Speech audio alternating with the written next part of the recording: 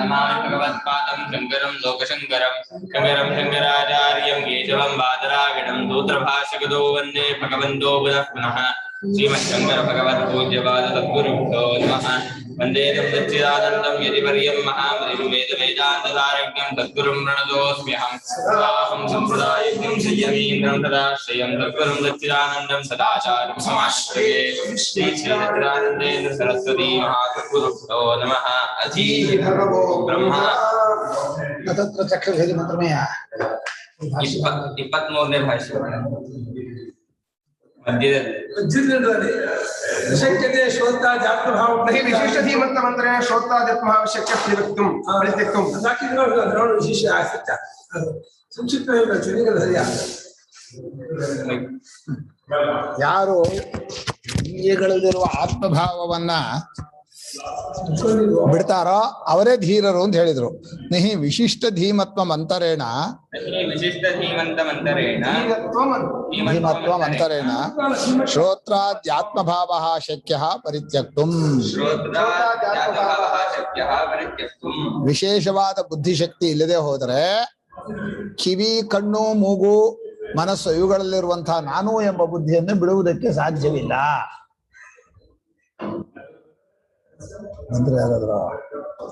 ಧೀಶಕ್ತಿ ಅಂದ್ರೆ ವಿವೇಕ, ಬುದ್ಧಿಗೆ ಪ್ರಧಾನವಾದ್ದೇ ವಿವೇಕ. ವಿವೇಕದ ಜೊತೆಯಲ್ಲಿ ಆತ್ಮಭಾವವನ್ನು ಬಿಡಬೇಕಾದ್ರೆ ಅದರಲ್ಲಿರುವ ತಾದಾತ್ಮ್ಯತೆಯ ಪ್ರೇಮ ಇದೆಯಲ್ಲ ಅದನ್ನ ವಾಪಸ್ ಎಳ್ಕೋಬೇಕಲ್ಲ. ಅದು ಎಷ್ಟು ವರ್ಷದಿಂದ ಎಷ್ಟು ಜನ್ಮಾಂತರದಿಂದ ಅಭ್ಯಾಸ ಮಾಡಿದೀವೋ ಏನೋ, ನಾನು ನಾನು ನಾನು ನಾನು ಅಂತ ಹೇಳಿ ಒಂದೊಂದು ಇಂದ್ರಿಯಕ್ಕೂ ಹಾಕಿ ಹಾಕಿ ಅದ ಕೂಲಿರಿಯೋದು ಅಂತಾರಲ್ಲ, ಕೂಲಿರಿಯೋದು ಗಟ್ಟಿ ಮಾಡಿ ಹಿಡ್ಕೊಂಡ್ಬಿಟ್ಟಿದೆ. ಅದು ನಾವು ಬಿಟ್ರು ಅದು ಬಿಡೋಲ್ಲ ಅನ್ನೋ ಅಷ್ಟು ಮಟ್ಟಿಗೆ ಆಗಿದೆ. ಹೀಗೆ ಕಿವಿ ಮೊದಲಾದ ಇಂದ್ರಿಯಗಳಲ್ಲೂ ಅಂತಃಕರಣದಲ್ಲೂ ತಾನು ಅನ್ನುವಂತಹ ಒಂದು ಪ್ರೇಮವನ್ನು ಬಿಡೋದು ಕೇವಲ ತರ್ಕದಿಂದ ಆಗಲ್ಲ, ಬರಿಯ ಭಾವನೆಯಿಂದಲೂ ಆಗಲ್ಲ. ಒಳ್ಳೆಯ ಪರಮ ಭಕ್ತರೋ ಗುರುಭಕ್ತರೋ ಭಗವದ್ ಭಕ್ತರೋ ಯಾರಿಗೆ ವಿವೇಕವೂ ಇದೆಯೋ ಒಳ್ಳೆಯ ಗುಣಗಳು ಅವನು ತ್ಯಾಗ ಮಾಡೋಕೆ ಸಿದ್ಧನಾಗ್ತಾನೆ. ಅದನ್ನ ವಿಶಿಷ್ಟ ಧೀಂದ್ರು. ಅಸಾಧಾರಣವಾದ ಬುದ್ಧಿಶಕ್ತಿ, ವಿವೇಕ ಶಕ್ತಿನೂ ಇರಬೇಕೋ. ನಾನು ಯಾವುದನ್ನು ನೋಡ್ತೇನೋ ಅದು ನಾನಲ್ಲ ಅಂತ ಒಂದು ವಿವೇಕ, ಬರೀ ಯುಕ್ತಿ ಸಾಕಾಗಲ್ಲ, ಅದನ್ನ ಬಿಟ್ಟು ನಿಂತ್ಕೊಳ್ಳುವಂಥ ಒಂದು ಇದಿರ್ಬೇಕಲ್ಲ. ಆ ತಾದಾತ್ಮ್ಯತೆ ಬಿಡಬೇಕು, ಇನ್ನೊಂದು ತಾದಾತ್ಮ್ಯತೆ ಹಿಡ್ಕೋಬೇಕು. ಕೇವಲ ಸಾಕ್ಷಿಯ ತಾದಾತ್ಮ್ಯತೆಯಿಂದ ಇಂದ್ರಿಯಗಳ ತಾದಾತ್ಮ್ಯತೆ ಬಿಡೋದು ಅಂದ್ರೆ ಏನ್ ಸಾಮಾನ್ಯವೇ ಅದು. ಕೃಷ್ಣಮಯ್ಯರು ಅಂಥ ಮಹಾತ್ಮರಿಗೆ ಅಂಥ ಧೀಮತ್ವ ಮಂತರೇಣ ಶ್ರೋತ್ರಾತ್ಯಾತ್ಮಭಾವ ನಶಕ್ಯ ಪರಿತ್ಯಕ್ತುಂ. ಬಹಳ ಕಷ್ಟ. ಒಂದ್ ಸ್ವಲ್ಪ ಸೆಖೆ ಆದ್ರೂ ಅಯ್ಯೋ ಅನ್ನತ್ತೆ. ನಾನ್ ಚರ್ಮ ಅಲ್ಲ ಆದ್ರೆ ಅಯ್ಯೋ ಗಲಾಟಿಯೋ ಅನ್ನತ್ತೆ ಕಿವಿ. ಒಂದೊಂದಕ್ಕೂ ಖಾರ ಆದ ಕೂಡಲೇ ನಾಲ್ಗೆ ಹೊಡ್ಕೊಳತ್ತ ಅಯ್ಯೋ ಅಂತ. ಅಲ್ಲ ನಾನಲ್ಲ ಅಂದ್ರೆ ನಾನಲ್ಲ ಸರಿ, ಆದ್ರೆ ಇಲ್ಲಿ ಉರಿತಾ ಇರೋದು ನಾನೇ ಅದು ಅದರ ಸ್ವಭಾವ ಅಲ್ಲ. ಮನಸ್ಸು ಖೇದವಾಗೋ ಸ್ವಭಾವ ಅಲ್ಲ, ಉರಿಯೋದ್ ಸ್ವಭಾವ. ಸ್ವಭಾವ ಪ್ರೇತ್ಯ ವ್ಯಾವೃತ್ಯ ಅಸ್ಮಾಲ್ಲೋಕಾತ್ ಪುತ್ರ ಮಿತ್ರ ಕಲತ್ರ ಬಂಧುಷು ಮಮ ಅಹಂಭಾವ ಸಂವ್ಯವಹಾರ ಲಕ್ಷಣಾತ್. ಅದು ಪ್ರೇತ್ಯಾನ ಕನ್ವಯ. ಚಕ್ತ ಸರ್ವೈಷಣಾ ಭೂತ್ವ ಇತ್ಯರ್ಥ. ಇಲ್ಲಿ ಪ್ರೇತ್ಯಾಸ್ಮಾಲ್ಲೋಕಾದ್ ಅಮೃತ ಭವಂತಿದೆ. ಈ ಲೋಕದಿಂದ ಸತ್ತ ಮೇಲೆ ಅನ್ಸತ್ತೆ, ಆ ಅರ್ಥ ಅಲ್ಲ, ಬದುಕಿದ್ದಾಗಲೇ ಇರಬೇಕು. ಆದ್ರಿಂದ ಪ್ರೇತ್ಯ ಅಂದ್ರೆ ಸತ್ತು ಅಂತ ಅರ್ಥ ಅಲ್ಲ. ವಾಪಸ್ ಬಂದು ಅಭಿಮಾನವನ್ನು ಬಿಡಬೇಕು. ಈ ಲೋಕ ಅಂದ್ರೆ ಮುಖ್ಯವಾಗಿ ಈ ಪ್ರಪಂಚದಲ್ಲೆಲ್ಲ ಅಭಿಮಾನ ಬಿಡಬೇಕು ಅಂತ ಹೇಳಲ್ಲ. ಎಲ್ಲಿ ಸಹಜವಾಗಿ ಅಭಿಮಾನ ಬಂದಿದೆಯೋ, ಎಲ್ಲಿ ಬಲವಾಗಿ ಅವರು ನಮ್ಮನ್ನು ಹಿಡ್ಕೊಂಡಿದ್ದಾರೋ ಅಂಥ ಮಕ್ಕಳು, ಪತ್ನಿ, ಬಂಧುಗಳು, ಸ್ನೇಹಿತರು, ಭೂಮಿ, ಮನೆ ಇವುಗಳಲ್ಲಿ ಅಭಿಮಾನ ಹುಟ್ಕೊಂಡ್ಬಿಡುತ್ತೆ. ಅದು ತುಂಬಾ ದಿವಸ ಜೊತೆಲಿದ್ರೂ ಅಭಿಮಾನ ಬರುತ್ತೆ. ತುಂಬಾ ಒಂದು ರೀತಿ ಭಾವನೆ ಮಾಡಿದ್ರು ಅಭಿಮಾನ ಆಗುತ್ತೆ. ಈಗ ದೂರ ದೇಶದಲ್ಲಿದ್ದವರು ತುಂಬಾ ಭಾವನೆ ಮಾಡಿ ನಮ್ಮವರು ಮಾಡ್ಕೋತಾರೆ, ಹತ್ರದವ್ರನ್ನ ಬಿಟ್ಟು ಬಿಡ್ತಾರೆ. ಯಾರು ನಮಗೆ ಉಪಕಾರ ಮಾಡ್ತಾರೋ ಅವ್ರು ನಮ್ಮವರು ಅಂತ ಹಚ್ಕೊಂಡ್ಬಿಡ್ತಾರೆ. ಈ ಪ್ರಪಂಚದ ಅಭಿಮಾನ ಬರೋದು ಒಂದಲ್ಲ ಎರಡಲ್ಲ, ಒಂದ್ 100 ತರ. ಜೊತೆಲಿರೋದ ಹಾಗೇನಿಲ್ಲ. ಹುಟ್ಟಿದವರು ನಮ್ಮವರಾಗಲ್ಲ. ಸಹವಾಸದಲ್ಲೇ ಯಾರೋ ಉಪಕಾರ ಮಾಡಿದವರು ದುಡ್ಡು ಕೊಟ್ಟವ್ರು ನಮ್ಮವರಾಗ್ತಾರೆ. ಸಹವಾಸ ಅಂದ್ರೆ ಅಲ್ಲೇ ಜೊತೆಲಿರೋದಂದ್ರೆ ಒಟ್ಟಿಗೆ ಇರೋದಂತ ಹಾಗೆ ಪಕ್ಕದ ಮನೆ ನಮ್ಮವರಾಗ್ತಾರ. ಆಗಲ್ಲಪ್ಪ. ಈಗ ಉದಾಹರಣೆ ಹೇಳ್ಬಾರ್ದು, ವ್ಯಕ್ತಿಗತವಾಗಿ ಯಾರೋ ದಿವಸ ದೂರದಿಂದ ದುಡ್ಡು ಕಳಿಸ್ತಾರಂತ ಇಟ್ಕೋ, ಅದು ನಮ್ಮವರು ಅಂತ ಅನ್ಸತ್ತೆ. ಯಾರೋ ಜೊತೆಲೇ ಇರ್ತಾರಲ್ಲ, ನಾವು ಒಬ್ಬೊಬ್ಬರು ನೋಡಿದ್ರೆ ಯಾಕೆ ಇವ್ರು ನಮ್ಮವ್ರು ಮಾಡ್ಕೊಂಡಿದ್ದಾರೆ ಅಂತ ಒಂದು ಹೇತು ನೋಡಕ್ ಹೋದ್ರೆ ಯಾವಾಗ ನೋಡಬಾರ್ದು, ನಾವು ಗೊತ್ತಾಗ್ಬಿಡುತ್ತೆ ನಮ್ಗೆ, ಓ ಇದಕ್ಕೆ ಇವ್ರು ನಮ್ಮವರು ಅಂತ. ಆದ್ರೆ ಒಂದು ವಿಷಯ ಇದೆ, ಅಭಿಮಾನ ಬಿಡೋದು ಒಂದು ಕ್ರಮ, ಆ ಅಭಿಮಾನ ಬಿಡೋಕ್ ಇನ್ನೊಂದು ಕಡೆ ಅಭಿಮಾನ ಹಚ್ಕೊಳ್ಳೋದು ಒಂದು ಕ್ರಮ. ಅದನ್ನ ಬಿಡೋಕ್ಕೋಸ್ಕರವಾಗಿ ಒಳ್ಳೆಯ ಸತ್ಸಂಗ, ಒಳ್ಳೆಯ ಗುರುಗಳು ಅಲ್ಲಿ ಅಭಿಮಾನ ಪಟ್ಕೋತಾರೆ ನಮ್ಮವರು ಅಂತ, ಅದು ಒಂದು ರೀತಿ ಒಳ್ಳೇದೇ. ಆದ್ರೆ ಎಲ್ಲಾ ಅಭಿಮಾನವನ್ನು ಬಿಡೋಕೆ ಇದು ಒಂದು ಇಂದ್ರನ್ ಕಥೆ ಇದೆ, ಕತ್ತಿ ಕಥೆ, ಸಹವಾಸದಿಂದನೇ ಬರೋದು. ಅರೆ ಕತ್ತಿ ಕಥೆ ಹಿಂಸೆ ಮಾಡೋ ಸಹವಾಸದಿಂದ ಬಂದಿದೆ ಅಭಿಮಾನ. ಯಾವ್ದಾದ್ರು ಸಹವಾಸದಿಂದ ಅದು ಅಲ್ಲಪ್ಪ, ಒಂದೇ ಅಲ್ಲ ಅಂದೆ ನಾನು. ಸಹವಾಸ ಅನ್ನೋದು ಕರೆಕ್ಟು. ಹತ್ರ ಜೊತೆಲಿದ್ದಾನೆ ಸಾಕ್ಷಿ, ಯಾಕೆ ಬರ್ಲಿಲ್ಲ ನನಗೆ? ಸಹವಾಸ ಇದ್ರು ಅಲ್ಲಿ ಬರ್ಬೇಕಾಯ್ತು ಅಭಿಮಾನ. ಅಜ್ಞಾನ ನೋಡಿ, ಈಗ ಜ್ಞಾನದಿಂದ ಅಭಿಮಾನ ಸರಿಯಾಗತ್ತೆ ಅಂತ ಆಯ್ತು, ವಿವೇಕದಿಂದ. ಹೀಗೆ ಮಕ್ಕಳು, ಸ್ನೇಹಿತರು, ಹೆಂಡತಿ, ಬಂಧುಗಳು ಇವರಲ್ಲಿ ಮಮಾಹಂ ಭಾವ ಸಂವ್ಯವಹಾರ ಲಕ್ಷಣ, ನಾನು ನನ್ನದು ಅನ್ನುವಂಥ ಈ ವ್ಯವಹಾರದೇ ಈ ಲೋಕ. ನಮಗೆ ಲೋಕ ಅಂದ್ರೆ ಅವನವನ ಲೋಕ ಅವನವನಿಗೆ ಅಂತ ಹೇಳ್ತೀವಲ್ಲ, ಅವನ ಪ್ರಪಂಚ ಅವನ್ ಕಂಡ್ರೆ ನಮ್ಗೇನು ಸಂಬಂಧ ಇಲ್ಲ ಅವರು ಅಂತ ಹೇಳ್ತೀವಲ್ಲ, ಅದನ್ನೇ ಈ ಲೋಕ ಅಂತ ಕಳೆದಿರೋದು. ಅದರಿಂದ ಸತ್ತು ಅಂದ್ರೆ ವಾಪಸ್ ಬರ್ಬೇಕು. ಇನ್ನು ಹೊರಟದ್ದು ಮಹಾ ಪುರುಷನ ಹತ್ರ, ಮಹಾಭೂತದ ಹತ್ರ, ಇದೆಲ್ಲ ಬಿಡೋದೆ. ದೊಡ್ಡದನ್ನು ಹಿಡಿಬೇಕು ಅಂದ್ರೆ ಸಣ್ಣದನ್ನೆಲ್ಲ ಬಿಡ್ಬೇಕು ನೀವು. ಅದಕ್ಕೆ ಭಾಷ್ಯಕಾರರು ತ್ಯಕ್ತ ಸರ್ವೈಷಣ ಭೂತ್ವ ಇತ್ಯರ್ಥ. ಒಂದೇ ಮಾತಲ್ಲಿ ಹೇಳಿದ್ರು, ಎಲ್ಲ ಬಯಕೆಗಳನ್ನ, ಸಾಧ್ಯ ಸಾಧನ ಸಮಸ್ತ ಬಯಕೆಗಳನ್ನು, ಸಮಸ್ತ ಅಭಿಮಾನವನ್ನು ತೊರೆದು ಬಿಟ್ಟು ಪರಮಾರ್ಥಕ್ಕೋಸ್ಕರ ಕೂರಬೇಕು. ಅಲ್ಲಿ ಎರಡು ಲಾಭ ಇದೆ. ಅಭಿಮಾನ ಬಿಡೋದ್ರಿಂದ ಆ ಕಡೆ ಯೋಚನೆ ಬರೋಲ್ಲ, ಆ ಕಡೆ ಕರ್ತವ್ಯ ಇರೋಲ್ಲ. ಎರಡನೇದು ಫುಲ್ ಟೈಮ್ ಸಿಕ್ತು ನಿಮ್ಗೆ. ಫುಲ್ ಟೈಮ್ ಕೊಡಲ್ಲ ಅವರು. ಈಗ ನಾವು ಬಿಟ್ರು ಅವ್ರು ಬಿಡಲ್ವಲ್ಲ. ಮಕ್ಕಳನ್ನ ನೋಡ್ಕೋಬೇಕು ನೀವು. ಬರೀ ಹುಟ್ಟಿಸಿದ್ರಾಗಲ್ಲ, ಅವ್ರು ಬೆಳಿಬೇಕೋ, ಅವ್ರಿಗೆ ಕೆಲಸ ಕೊಡಿಸ್ಬೇಕೋ, ಮದುವೆ ಮಾಡ್ಬೇಕೋ, ತಲೆ ಮೇಲೆ ಹೇರ್ತಾನೆ ಇರ್ತಾರೆ. ಅವರು ಹೇಳ್ತಾರೆ, ಪಕ್ಕದವರು ಹೇಳ್ತಾರೆ, ಎಲ್ಲರೂ ಹೇಳ್ತಾರೆ. ನಿಜವಾಗಿ ಎಷ್ಟು ಹೆಂಡತಿ ಮಕ್ಕಳನ್ನ ಈ ಜೀವ ಕಂಡಿದಾನೋ, ಮುಂದೆ ಎಷ್ಟು ಕಾಣ್ತಾನೋ, ಅದು ಯಾರಿಗೆ ಅಳಬೇಕೋ, ಯಾರಿಗೆ ಹೊಣೆ ಹೊತ್ಕೋಬೇಕೋ ಗೊತ್ತಿಲ್ಲ. ಆದ್ರೂ ಕೂಡ ಈಗ ಇದ್ದವ್ರು ಬಿಡೋಕ್ಕಾಗತ್ತೆ ಅಂದ್ರೆ ತಪ್ಪಲ್ವೇನ್ರಿ ಬಿಡೋದು ನಮ್ಮವ್ರನ್ನ ಅಂತ. ಅದಕ್ಕೆ ತರ್ಕ ಬೇರೆ. ತಾನು ಹಾಕೊಂಡಿರೋ ಗಂಟಿಗೆ ತಂದೆ ಒಂದು ತರ್ಕ, ನ್ಯಾಯ ಅಲ್ವೇನ್ರೆ ನಾವು ನಮ್ಮವ್ರು ಮಾಡೋದು?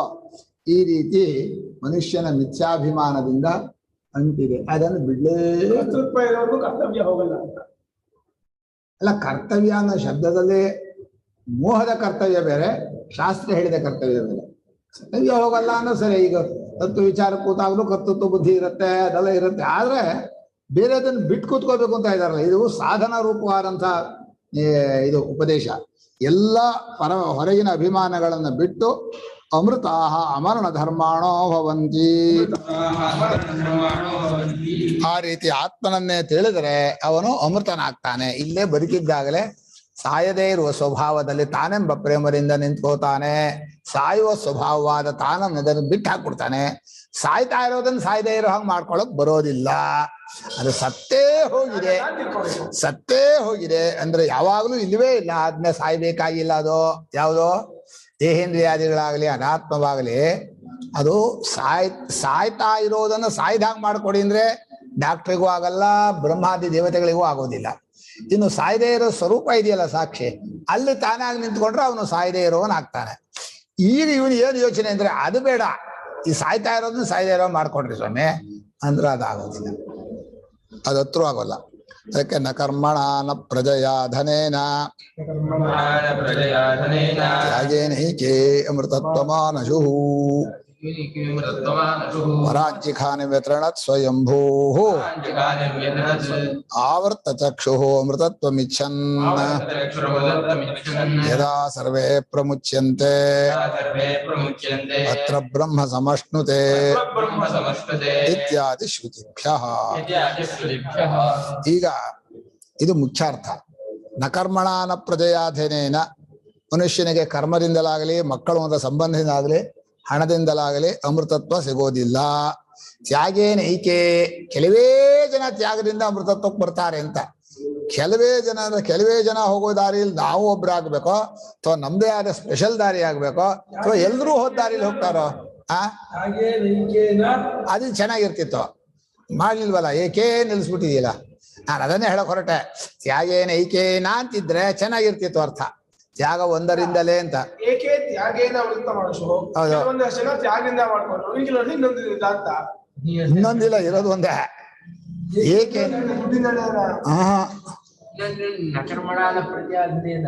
ತ್ಯಾಗೇನ ಏಕೆ ಇದೆಲ್ಲ ಬಿಟ್ಬಿಟ್ಟು ಬರೀ ತ್ಯಾಗದಿಂದ ಮಾಡ್ಕೊಂಡ್ರು. ಇನ್ ಕೆಲವರು ಇನ್ನೊಂದರಿಂದ ಉಪಾಸನೆಯಿಂದ. ಅದೆಲ್ಲ ಇಲ್ಲ, ಒಂದೇ. ತ್ಯಾಗೇನ ಏಕೆ ಅದೆಲ್ಲ ಆಗಲ್ಲಪ್ಪ. ಇಲ್ಲಿ ಹೇಳ್ತಾ ಇರೋದು ತ್ಯಾಗ ಒಂದೇ ಸಾಧನ, ಇನ್ ಯಾವುದೂ ಇಲ್ಲ. ಬಿಟ್ಟು ಹೋಗೋದನ್ನ ನಾವಾಗಿ ಬಿಡೋದಕ್ಕೆ ಯಾವತ್ತು ನಮ್ಮ ವಿವೇಕ ಬರುತ್ತೋ ಅದು ಒಂದೇ. ಅದು ನಮ್ಗೆ ಗೊತ್ತಾಗ್ತಾ ಇರುತ್ತೆ. ನಮ್ಗೆ ನಾವು ಯಾರಿಗೂ ಬೇಡ, ನಮಗೂ ಯಾವುದು ಬೇಡ ಅಂತ ಅವಾಗ ಮನುಷ್ಯ ತನ್ನ ವ್ಯವಹಾರದಲ್ಲಿ ತಿಳ್ಕೊತಾನೆ. ಆದ್ರೂ ಬಿಡೋಲ್ಲ. ಮೇಲ್ ನಾಟಕಕ್ಕೆ ಅಯ್ಯೋ ನಿಮ್ ಬಿಟ್ರಿ ಯಾರಿದಾರ ನಮಗೆ, ನಾನು ಅನಾಥ ಅದು ಇದು ಅಂತ ಹೇಳ್ಕೊತಾನೆ. ಬರೀ ಸುಳ್ಳ. ಸಂಸ್ಕೃತ ಪರಿಭಾಷೆಯಲ್ಲಿ ಏಕೆ ಅಪರೆ ಅನ್ನೋದು ಇದೊಂದು ಪಕ್ಷ ಹಿಂಗೊಂದಷ್ಟು ಜನ ಮಾಡಿದ್ರು ಬಂದಿದೆ ಹೊರತು ಅಲ್ಲ, ಆ ಅರ್ಥದಲ್ಲ. ಸರಿ, ನೀನ್ ಅರ್ಥದಲ್ಲಿ ಏಕೆ ಅನ್ನೋದ್ರಲ್ಲಿ ಮುಖ್ಯ ಅರ್ಥ ಇದೆ, ಅದ್ ಬೇಡ. ಇಲ್ಲಿ ನಾನು ಹೇಳ್ತಾ ಇರೋದು ಕೆಲವೇ ಜನ ಹೋಗೋರು ಅಂತ ಅರ್ಥ. ಕಶ್ಚಿತ್ ಧೀರ ಅಂತ ಹೇಳಿದಿಲ್ಲ, ಆ ಅರ್ಥದಲ್ಲಿ. ಏಕೆ ಅಲ್ಲಿಗೆ ಇಟ್ಕೋಬೇಕು. ಏಕೆ ಅಂದ್ರೆ ನೀವು ಕೆಲವೇ ಜನ ಅಂತ ಅರ್ಥ. ಸರಿ, ಆದ್ರೆ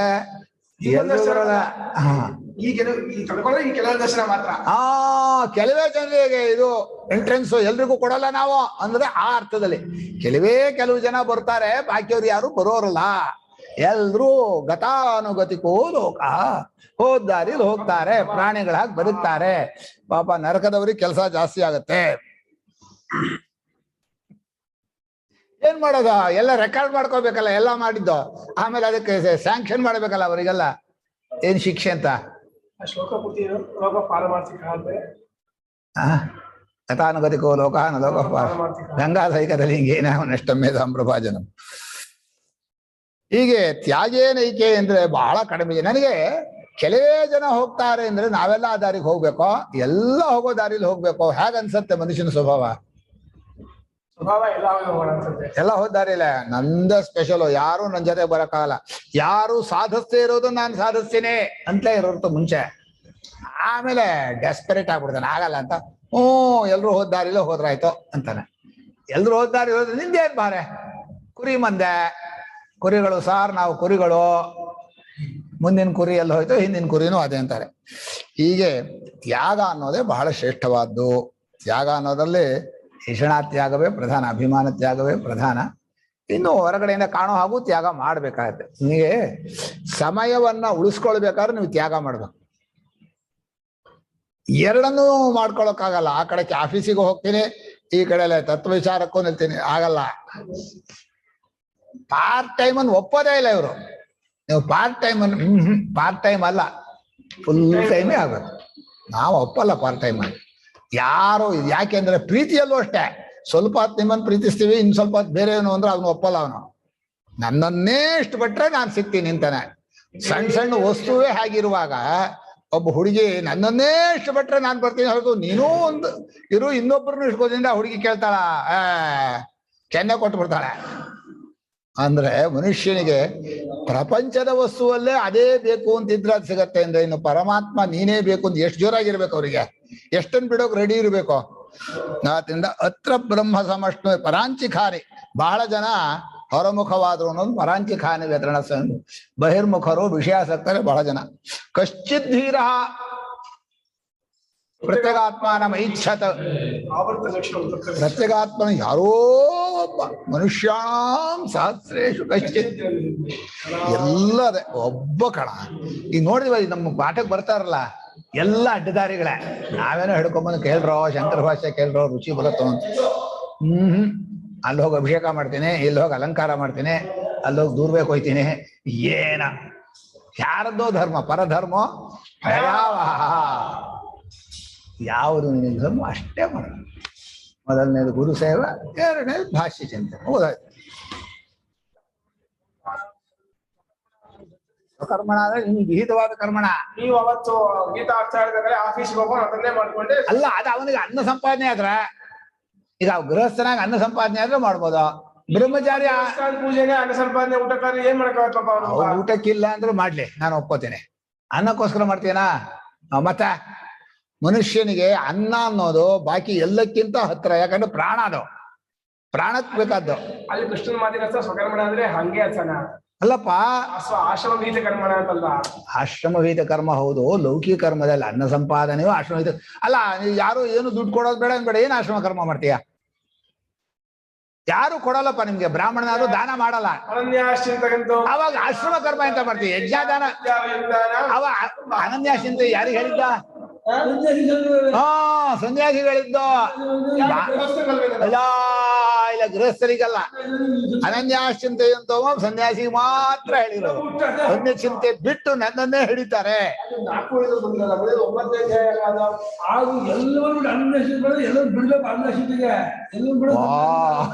ಚೆನ್ನಾಗಿದೆ. ಅನನ್ಯಾಶ್ಚಿಂತೆ ಅಂತವ ಸನ್ಯಾಸಿ ಮಾತ್ರ ಹೇಳಿರೋದು. ಮತ್ಕರ್ಗ ಮತ್ಪರಮ ಮದ್ಭಕ್ತ ಸಂಘವರೇ ಸನ್ಯಾಸಿಗೆ ಹೇಳಿರೋದು. ಹೌದಾದ್ರೆ ಹೇಳು ಭಾಷ್ಯಕಾರ. ನೀವು ಎಲ್ಲಿ ಹೊಡೆದು ಆವಾಡ ಅಲ್ಲಿಗೆ ಹೊಡಿಸ್ತೀರ ನೀವು ಆಗಲ್ಲ.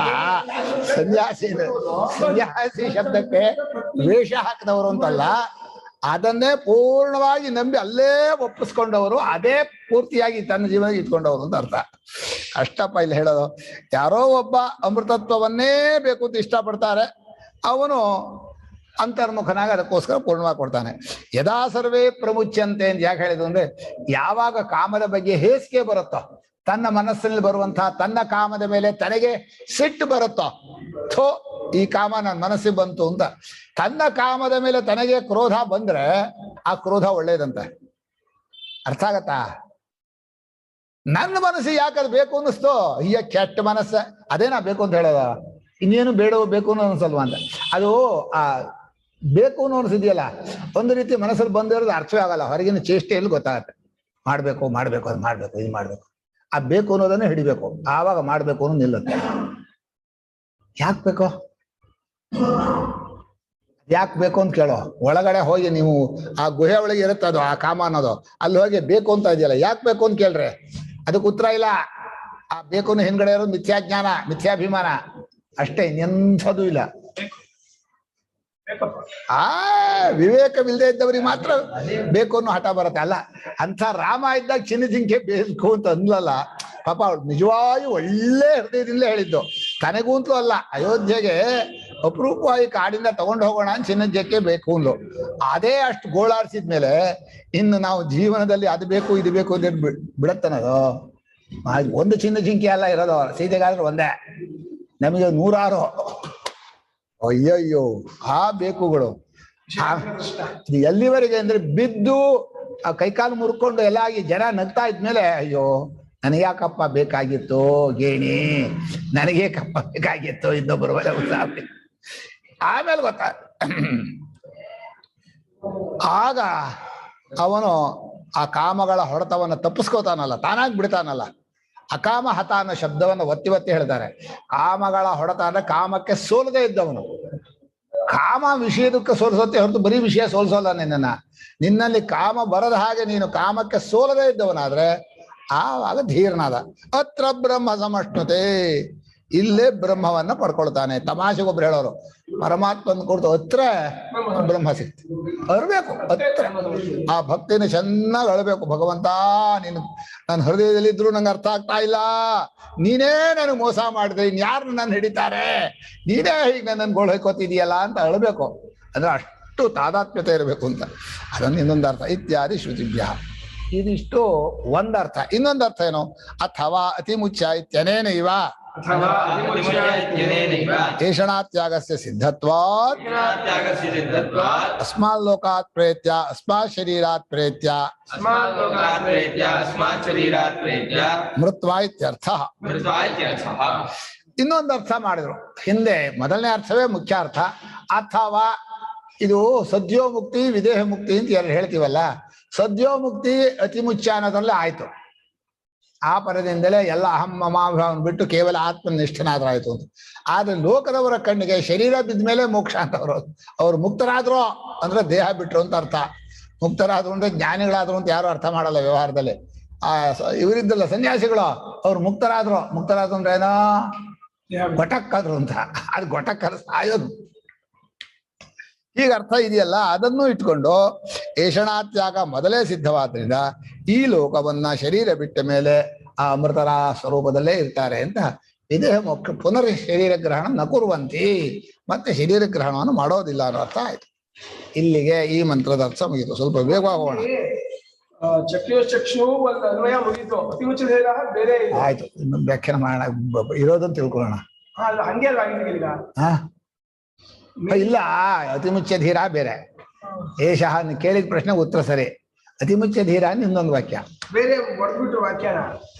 ಅದು ಸರಿ, ಪ್ರಶ್ನೆಗೆ ಒಂದು ಉತ್ತರ ಹೇಳಿದ ಮೇಲೆ ತಿಳ್ಕೊಂಡು ಅದು ಇದ್ರಾಗ್ಲಿಲ್ಲ ಅಲ್ಲಿ ಅವ್ನು ಕೇಳಿ ಚಕ್ಷು ಹ್ಮ್ ಅತಿಮುಚ್ಚ ಧೀರ ಅದೇ ಹೃದಯದಲ್ಲಿ ಇದಾನೆ, ಹೇಳಿದ್ರ ಹೃದಯದಲ್ಲಿ ಇದಾನೆ, ಇದ್ರಾಗ್ಲಿಲ್ಲ ತಿಳ್ಕೊಬೇಕು.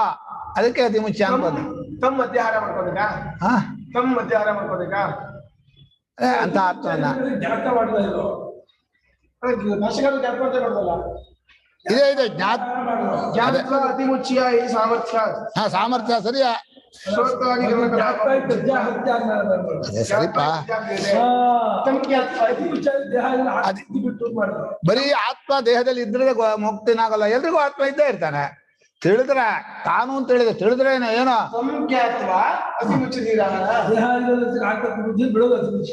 ಆಯ್ತು. ತಮ್ಮನ್ನ ಧ್ಯಾನ ಮಾಡ್ಕೋಬೇಕು. ತಮ್ಗೆ ಆತ್ಮ ಹಾಗಲ್ಲ, ಎಲ್ಲ ಪ್ರಥಮ ಮಾಡಿ ತಮ್ ಜ್ಞಾತ್ವ ಅಂತ.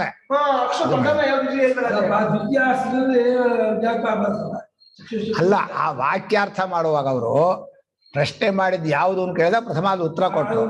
ಬರೀ ಉತ್ತರ ಕೊಟ್ರೆ ಆಗ್ಲಿಲ್ಲ, ಅದನ್ನ ತಿಳ್ಕೊಂಡು ಅಂತ ಹೇಳ್ಬೇಕಲ್ಲ, ಅದನ್ನ ಹೇಳ್ಕೊಂಡ್ರು. ಸರಿಯಾ, ಅದನ್ನೇ ಹೇಳಿದ್ದವ್ರು ಭಾಷ್ಯಕಾರರು. ಹೃದಯದಲ್ಲಿ ಇರುವಂತಹ ಪರಮಾತ್ಮನೇನೋ ಇದಾನೆ ಅಂತ ಮಾತ್ರ ನಿಮಗೆ ಅಮೃತತ್ವ ಆಗಲ್ಲ, ತಿಳ್ಕೋಬೇಕು. ಆತ್ಮಭಾವದಿಂದ ತಿಳ್ಕೋಬೇಕು, ಅವನೇ ನನ್ನ ಸ್ವರೂಪ ಅಂತ ತಿಳ್ಕೋಬೇಕು ಅಂತ. ಯಸ್ಮಾತ್ ಶ್ರೋತ್ರಾದೇರ್ಪಿ ಶ್ರೋತ್ರಾಧ್ಯಾತ್ಮಭೂತಂ ಬ್ರಹ್ಮ. ಆಮೇಲೆ ಮಂತ್ರ ಇದೆಯಪ್ಪ. ಅತಃ ಕಿವಿಗೂ ಕಿವಿ ಆತ್ಮ ಸ್ವರೂಪವಾಗಿದೆ. ನಮ್ಮ ಸ್ವರೂಪ, ನಮ್ಮನ್ನ ನಾವು ತಳ್ಳೋಕ್ಕೂ ಆಗಲ್ಲ, ಬೇರೆ ಮಾಡೋಕ್ಕೂ ಆಗಲ್ಲ, ದೂಡೋಕ್ಕೂ ಆಗಲ್ಲ, ಸ್ವರೂಪವನ್ನು ಬಿಟ್ಟಿರೋಕ್ಕೂ ಆಗಲ್ಲ.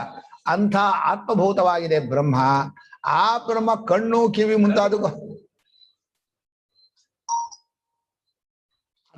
ಆದ್ರಿಂದ ಈ ಏನ್ ಮಾಡೋದು ಅದನ್ನ ತಿಳಿಸೋಕ್ ನಮ್ಗೆ ದಾರಿ ಇಲ್ಲ ಅಂತ ಗುರುಗಳು. ಏನ್ ಮಾಡೋದಪ್ಪ? ನತತ್ರ ಚಕ್ಷುರ್ಗಚ್ಚತಿ ಗಚ್ಚತಿ ನೋ ಮನಃ ನ ವಿದ್ಮೋ ನ ವಿಜಾನೀಮೋ ಯಥೈತದನುಶಿಷ್ಯಾತ್ ಅನುಶಿಷ್ಯಾತ್ ಅನುಶಾಸನಂ ಕುರ್ಯಾತ್. ಗಚ್ಚತಿ ನೋ ಮನಃ ನ ವಿದ್ಮೋ ನ ವಿಜಾನೀಮೋ ಯಥೈತದನುಶಿಷ್ಯಾತ್.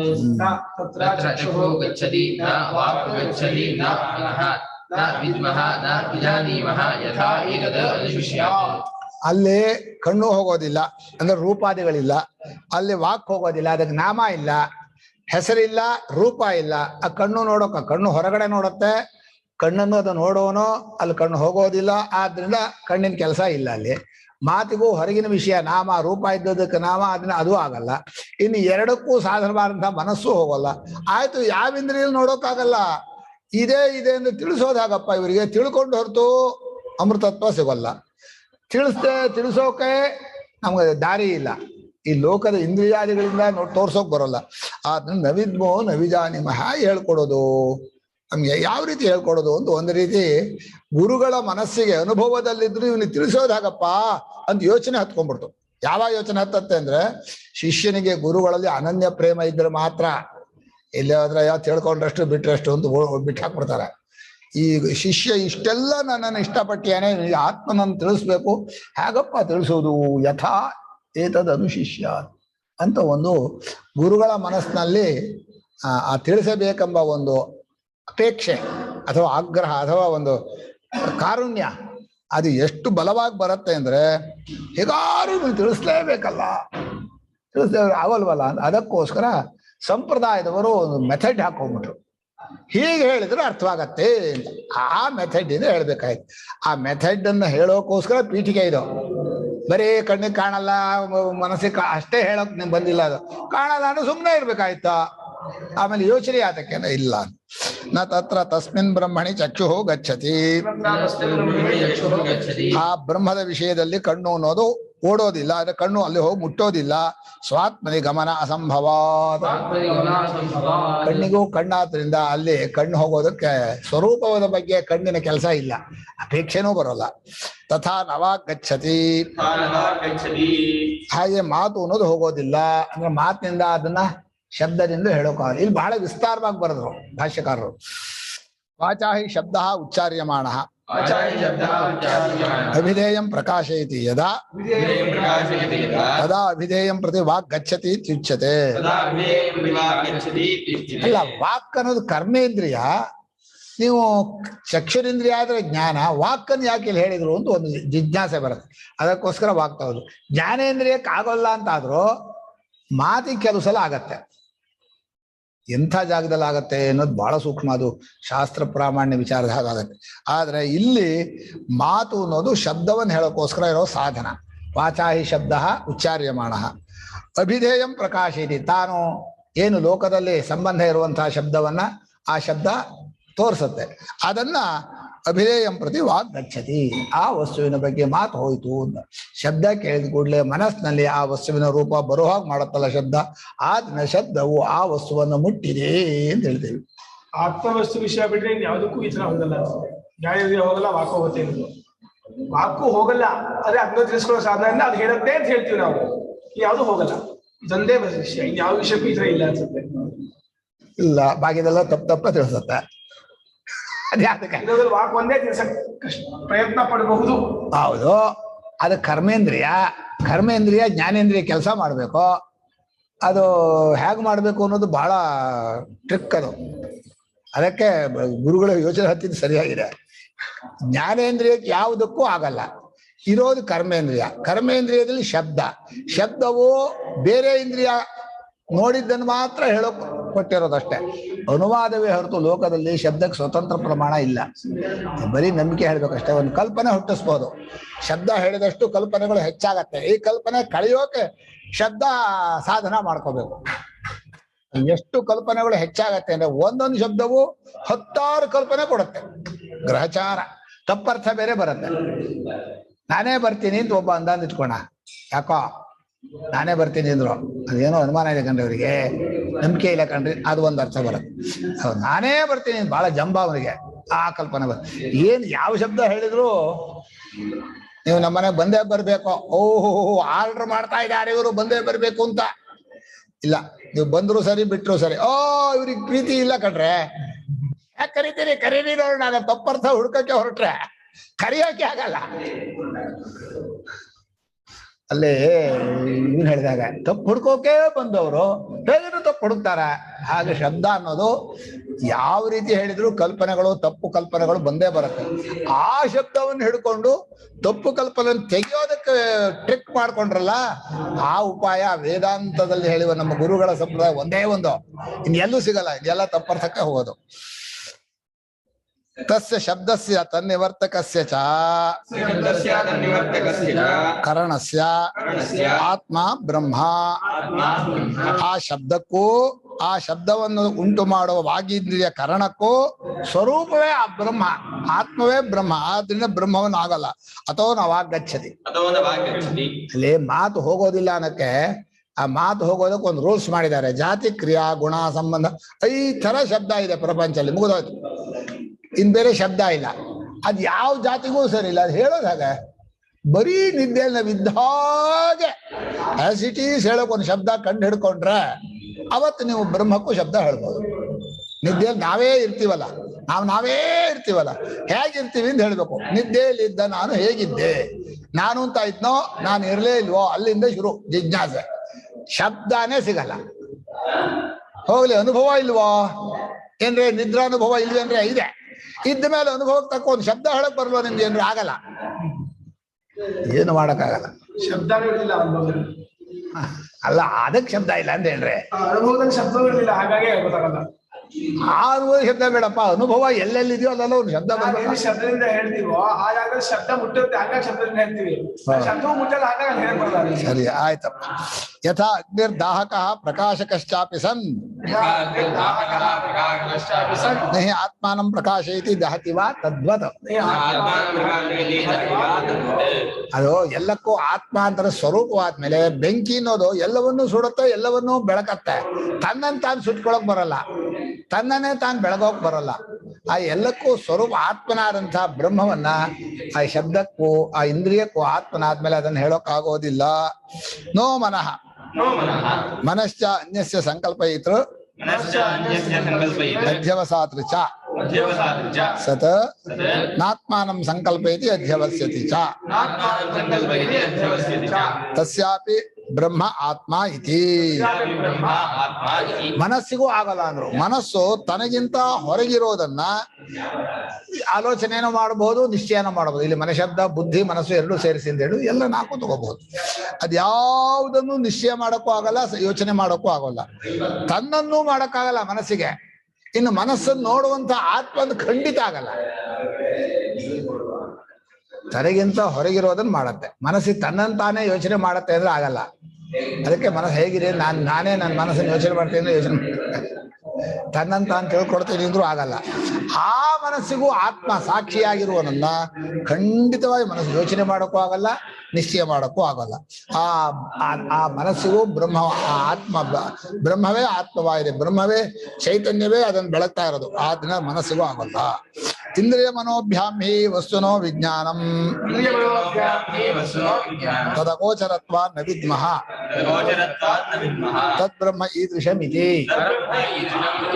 ಇಂದ್ರಿಯಗಳು ಮನಸ್ಸು ಅಲ್ಲೇ ತತ್ರ ವಾಕ್ಕಂತ ಉಪಲಕ್ಷಣ, ಒಂದು ಕರ್ಮೇಂದ್ರಿಯ ಉಪಲಕ್ಷಣ, ಜ್ಞಾನೇಂದ್ರಿಯ ಉಪಲಕ್ಷಣ ಮಾಡ್ಕೊಂಡು ಇಂದ್ರಿಯ ಮನಸ್ಸುಗಳಿಂದ ವಸ್ತುಗಳ ಅರಿವಾಗತ್ತೆ. ವಸ್ತುಗಳು ತಿಳ್ಕೊಳ್ಳೋ ನಮ್ಗಿರೋ ಸಾಧನ ಜ್ಞಾನ ಸಾಧನ ಅಂತ ಸ್ವಾಮಿಗಳು ಬರ್ದಿದ್ದಾರೆ. ಇಂದ್ರಿಯಗಳು ಮನಸ್ಸು ಎರಡೇ.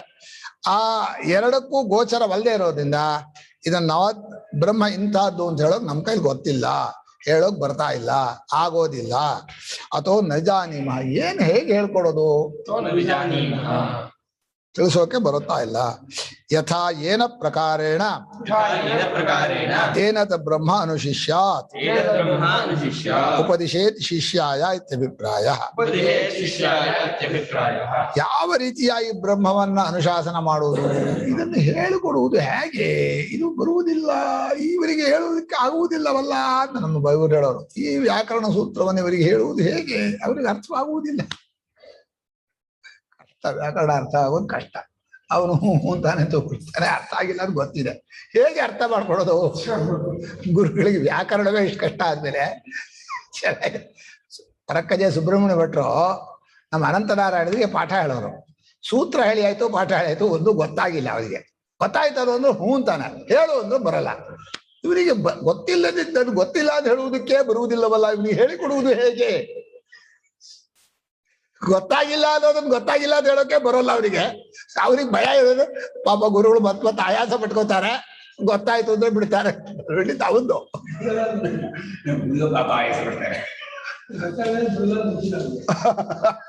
ಇವರಿಗೆ ಹೇಳಿಕೊಡುವುದು ಹೇಗೆ, ತಿಳಿಸಿಕೊಡುವುದು ಹೇಗೆ, ಆಗಲಿಕ್ಕಿಲ್ಲ. ಚೆನ್ನಾಗಿದೆ. ಈ ರೀತಿ ಬ್ರಹ್ಮವನ್ನು ತಿಳಿಸೋದು ಹೇಗೆ ಶಿಷ್ಯರಿಗೆ ಅಂತ ಗುರುಗಳಿಗೆ ಯೋಚನೆ ಹತ್ಬಿಡ್ತು. ಗುರುಗಳಿಗೆ ಯೋಚನೆ ಹತ್ತಬೇಕಾದ್ರೆ ಶಿಷ್ಯ ಗುರುಗಳಲ್ಲಿ ಎಷ್ಟು ಅನನ್ಯ ಭಕ್ತಿ ಇರಬೇಕು ಅದು ಮುಖ್ಯ. ಅದು ಬಹಳ ಕಷ್ಟ. ಜೊತೆಯಲ್ಲಿ ಇರಬೇಕು, ಹೇಳ್ಕೊಳ್ಳೇಬೇಕು, ಇವನು ತಿಳಿಸ್ತಾ ಹೋದ್ರೆ ಸರಿಯಾಗಲ್ಲ ಅಂತ. ಅದಕ್ಕೆ ಪ್ರಶ್ರಯೇನ ಆವರ್ಜಿತ ಸಂತಹ ಅಂತ ಭಾಷ್ಯಕಾರರು ಒಳ್ಳೆ ಮಾತು ಬರ್ದಿದ್ದಾರೆ. ಗುರುಭಕ್ತಿ ಹೇಗಿರಬೇಕು ಅಂದ್ರೆ ಒಂದು ಚೂರು ಯೋಚನೆ ಮಾಡಬಾರ್ದು. ಏನಾದ್ರೂ ಕಳ್ಕೊಂಡು ಹೋಗ್ಲಿ, ಏನಾದ್ರೂ ನಷ್ಟವಾಗ್ಲಿ, ಅದೇ ಸರ್ವಸ್ವ ಅಂತ ಕೂತ್ಕೋಬೇಕು. ಅಲ್ಲೋ ಅಯ್ಯೋ ನಮ್ಮ ಹುಡುಗರೆಲ್ಲ ಆಟ ಆಡ್ತಾ ಇದ್ದಾರೆ, ನಾನು ಒಬ್ಬನೇ ಪಾಠಕ್ಕೆ ಕೂತೆ, ನಾನು ಇಲ್ಲೇ ಇದ್ದೀನಿ, ನನಗೆಲ್ಲ ಲಾಸ್ ಆಯ್ತು, ಆ ಯೋಚನೆ ಬಂದ್ರೆ ಗುರುಕುಲ ವಾಸ ಇಲ್ಲ. ಪೂರ್ತಿ ಒಪ್ಪಿಸ್ಕೋಬೇಕು. ನೆರಳ ಹಾಗೆ ಬೈದ್ರು ಬೈಸ್ಕೊಳ್ಳೋದು, ಹೊಡೆಸ್ಕೊಳ್ಳೋದು ಕಷ್ಟ ಅಲ್ವನ. ಅಭಿಮಾನ ಅನ್ನೋದು ಬಿಟ್ಟು ನಮ್ಮೂರ ಕೋಲು, ಗುರುಗಳ ಕೈಲಿ ಕೋಲು, ಅವ್ರು ಬಿಸಾಕಿದ್ರೆ ಬಿಸಾಕ್ಬಹುದು, ಇಟ್ರೆ ಇಡಬಹುದು, ಊರ್ಗೋಲು ಏನ್ ಬೇಕಾದ್ರೂ ಬಳಸ್ಕೋಬಹುದು. ಹಾಗೆ ಅಚೇತನ ಗುರುಗಳಲ್ಲಿ ಅರ್ಪಿತನ. ಹೀಗೆ ಹೇಗೆ ಉಪದೇಶ ಮಾಡೋದು ಶಿಷ್ಯರಿಗೆ ಅಂತ ಗುರುಗಳಿಗೆ ಯೋಚನೆ ಹಚ್ಚಿದೆ. ಅಂದ್ರೆ ಇದನ್ನ ಶ್ರುತಿ ಮುಂದೆ ಒಂದು ಉಪದೇಶ ಕ್ರಮ ಇದೆ, ಅದನ್ನ ಹೇಳೋದು ಪೀಠಿಕೆ. ಗುರುಗಳೇ ಆಗೋಲ್ಲ ಅಂತ ಅಶಕ್ತತೆ ಅಲ್ಲ. ಯದ್ಧಿ ಕರ್ಣಗೋಚರಂ ತದನ್ಯಸ್ಮಿ ಉಪದೇಷ್ಟುಂ ಶಕ್ಯಂ ಚಾತಿ ಗುಣಕ್ರಿಯಾ ವಿಶೇಷಣೈ. ಯಾವುದು ಇಂದ್ರಿಯ ಕಾಣುತ್ತೋ ಅದು ಇನ್ನೊಬ್ಬರಿಗೆ ಹೇಳೋಕ್ ಬರುತ್ತೆ, ಆಗತ್ತೆ. ಕಣ್ಣಿಗೆ ಕಂಡ್ರೆ ಹೇಗಿದೆ ಅಂತ ಅದನ್ನು ಕೆಲವು ಸಲ ನಮ್ಗೆ ಹೇಳಕ್ ಬರಲ್ಲ. ನಾವು ಬಟ್ಟೆ ಬಣ್ಣ ಹೇಗಿದೆ ಅಂತ ಹೇಳಿದ್ರೆ ಹೇಳ್ತಾರೆ, ಎಂತ ಕಲರ್ ಏನೋ ಒಂದು ಕಲರ್ ಹೇಳ್ತಾರೆ, ನಮಗ್ ಅರ್ಥನೂ ಆಗಲ್ಲ ಅದು. ಹೇಳ್ತಾರಪ್ಪ ಪಿಂಕ್ ಅಂತಾರೆ. ಏನ್ ಪಿಂಕ್ ಅಂದ್ರೆ ಏನು? ಕಪ್ಪು ಕೆಂಪು ಅಂದ್ರೆ ಪಿಂಕು. ಏನ್ ಪಿಂಕ್ ಅಂದ್ರೆ ಅದು ಪಿಂಕ್ ಅನ್ನೋ ಶಬ್ದ ಅಷ್ಟೆ. ಹಾ ಅದು ಯಾವ್ದ ನೀಲಿನ ಜಮ್ಮು ಅಂಡ್ ಕಾಶ್ಮೀರ್ ಅದು ಪಿಂಕಾ? ಅದು ನಿಮಗೆ ಹ್ಯಾಕ್ ಕಾಣಿಸುತ್ತೋ ನನಗೆ ಹ್ಯಾಕ್ ಕಾಣಿಸ್ತಾ ಇದೆಯಲ್ಲಪ್ಪ ಪಿಂಕ್ ಅಂತ. ಆ ಪಿಂಕ್ ನೀವು ಪಿಂಕ್ ಪಿಂಕ್ ಮಾತ್ರ ಈ ಬಿಳಿ ನೀಲಿದು ರಂಗೋಲಿ ಹೋಗ್ತಿರೋ ಇದು ಬಿಳಿ ಅಲ್ಲಪ್ಪ. ಈ ಬಿಳಿನ ನಂಗೆ ಹೆಂಗ್ ಕಾಣಿಸಿ ನಿಮಗೂ ಹಂಗೆ ಕಾಣಿಸ್ತಿದ್ಯಾ? ಸರಿಪ್ಪ, ಪಿಂಕ್ ಬಂದ ಆಕ್ಷೇಪ ಮಾಡಬೇಡಿ, ಎಲ್ಲರಿಗೂ ಬರುತ್ತೆ ಆಕ್ಷೇಪ. ಅಲ್ಲ ಅಲ್ಲ ಆಕ್ಷೇಪಣೆ ಮಾಡ್ತಾ ಇಲ್ಲ, ನಂಗೆ ಅರ್ಥ ಆಗ್ತಾ ಇಲ್ಲ. ಯಥೈತದನು ಶಿಷ್ಯ ಇದು ಸರಿ ಆಗಿದೆ ಈಗ. ಅದು ಪಿಂಕ್ ಅಂದ್ರೆ ಅದಕ್ಕೆ ಅಂದ್ರೆ ಆ ತರ ಬಟ್ಟೆ ಇರುತ್ತಾ? ಇಲ್ಲಪ್ಪ, ಪಿಂಕ್ ಕಲರ್ ಸೀರೆ. ಇದು ಯಾವ ಬಣ್ಣ ಅಂತ ಹೇಳಿ? ಮೂರನೇ ಬಣ್ಣ. ಇವರು ಕನಕಾಂಬರದ ಬಣ್ಣ ಅಂತಾರೆ. ಕನಕಾಂಬರ ಸೀರೆ ಕನಕಾಂಬರದ ಬಣ್ಣ ಸೀರೆ ಇರುತ್ತೆ. ಕನಕಾಂಬರದ ಬಣ್ಣ ಪಿಂಕ್ ಬೇರೆ. ಅದು ಕನಕಾಂಬರನ ಅಲ್ಲ, ಅದು ಕನಕಾಂಬರ ಅಲ್ಲ, ಅದು ಕೆಂಪದು ಕನಕಾಂಬರ. ಹೀಗೆ ಇಷ್ಟು ಲೋಕದ ವಸ್ತುಗಳಲ್ಲೇ ಇಷ್ಟು ಕಷ್ಟವಾದ ಮೇಲೆ ಯಾವ್ದು ಅದು ಅದು ಒಂದೇ ಅಲ್ಲಪ್ಪ. ಹಾ ಅದು ಪಿಂಕು ಅಂದ್ರೆ ಕೆಂಪು ಅಂದ್ಬಿಟ್ರೆ ಎಲ್ಲ ಕೆಂಪಲ್ಲ. ಪಿಂಕ್ ಅಂದ್ರೆ ಕೆಂಪಲ್ಲ, ಮೂರೇ ಬಣ್ಣ ಇರೋದು. ಲೈಟ್ ಕೆಂಪು, ಮೀಡಿಯಂ ಕೆಂಪು. ಆಗ ಶುಕ್ಲಂ ಕೃಷ್ಣಂ ತದನ್ಯಸ್ಯ. ಹೀಗೆ ನಾನು ಹೇಳೋದು ಪ್ರಪಂಚದ ವಸ್ತುಗಳನ್ನೇ ಹೇಳೋಕ್ ನಾವು ಒದ್ದಾಡ್ತಾ ಇದೀವಿ. ಇನ್ನು ಬ್ರಹ್ಮವನ್ನು ತಿಳಿಸ್ಬೇಕು ಅಂದ್ರೆ ಪಾಪ ಗುರುಗಳಿಗೆ ಏನ್ ಕಷ್ಟ ಬಂದ್ಬಿಡ್ತಪ್ಪ. ಈ ಶಿಷ್ಯ ಮತ್ತೆ ಹೋಯ್ತ್ಕೊಳ ಇದ ಹತ್ರ ಗಂಟು ಹಾಕೊಂಡ್ಬಿಟ್ಟಲ್ಲ, ಇದು ಏನ್ ಮಾಡೋದು ಅಂತ.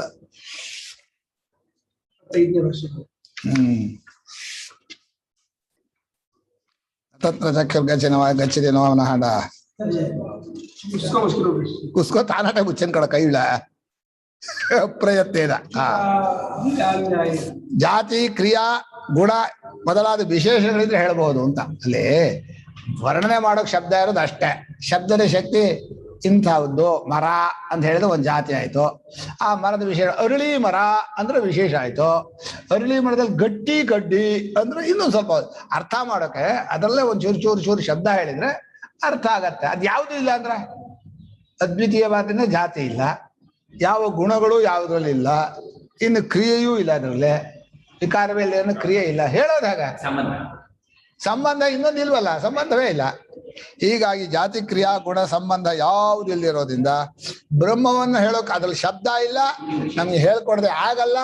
ಇವನ್ ಬಂದು ಕೂತ್ಬಿಟ್ಟಿಯಾನೆ, ಸ್ವಾಮಿ ಶ್ರೋತ್ರಂ ಹೇಳ್ಕೊಡಿ, ಮನಸ್ಸೋ ಮನೋ ಯಾವ್ದು ಹೇಳಿಕೊಡಿ ಅಂತ ಅಂದಿಯಾನೆ. ನತ ಜಾತ್ಯಾದಿ ವಿಶೇಷಣವದ್ ಬ್ರಹ್ಮ, ಆ ಬ್ರಹ್ಮ ಜಾತ್ಯಾದಿ ವಿಶೇಷಣ ಉಳ್ಳದ್ದಲ್ಲ.